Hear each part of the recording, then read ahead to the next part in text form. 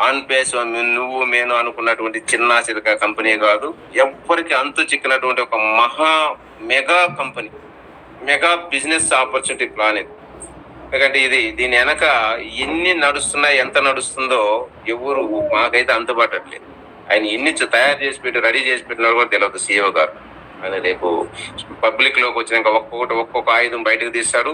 ఇప్పటికే కొన్ని వేల కంపెనీస్ తో టైఅప్ అయ్యారు, కొన్ని వేల కంపెనీస్ తో, కార్పొరేట్ కంపెనీలతో టైఅప్ అయి మనతో బిజినెస్ చేయడానికి రెడీగా ఉన్నారు. కొన్ని వేల కంపెనీస్ మన ప్రోడక్ట్ల కోసం ఎదురు చూస్తూ ఉన్నాయి. బిజినెస్ రిలీజ్ చేయడం లేటు.